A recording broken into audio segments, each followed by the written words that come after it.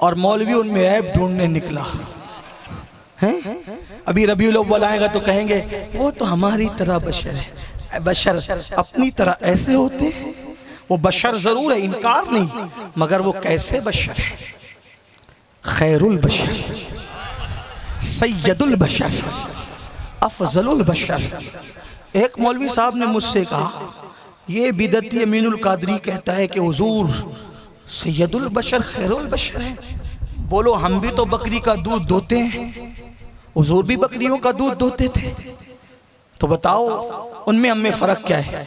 मैंने कहा मौलवी जी आप बकरी का दूध कौन सा दोते हैं? जो बकरी बच्चा दे चुकी, जो बकरी तंदुरुस्त है और जितना था उतना ही निकलता है, और शायद तुम जैसों का हाथ लगे तो कुछ और भी बरकत चली जाए। हैं? इतना का दूध देते हो?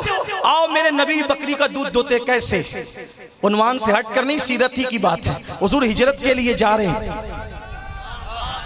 जंगल में पहुंचे, एक बुढ़िया का घर देखा, उसका नाम था उम्मे माबद।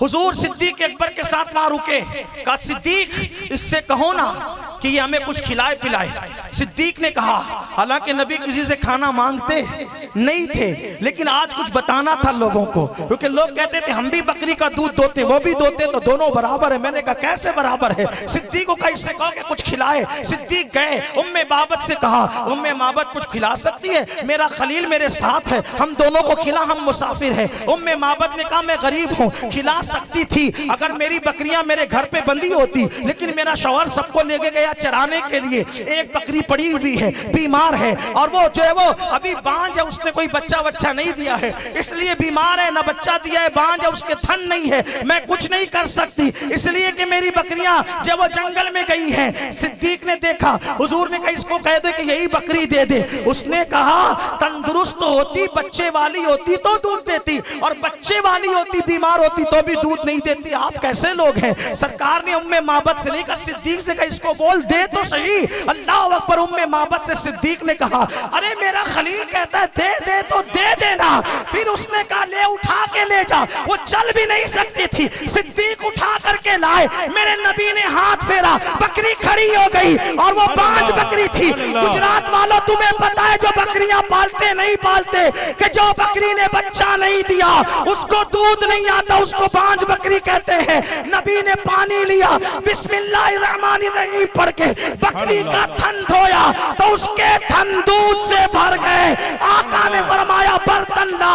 उम्मे माबद ये मंजर देख रही थी, हुजूर धोने लगे, दूध निकलने लगा, एक बर्तन भर गया, का दूसरा ला, उसको भरा, तीसरा ला, उसको भरा, चौथा ला। उम्मे माबद के घर में जितने बर्तन थे सब भर दिया। नारे तकबीर, नारे रिसालत। हुजूर ने कहा और ला। हुजूर ने कहा अब नहीं है, दूध खत्म नहीं हुआ, बर्तन खत्म हुआ।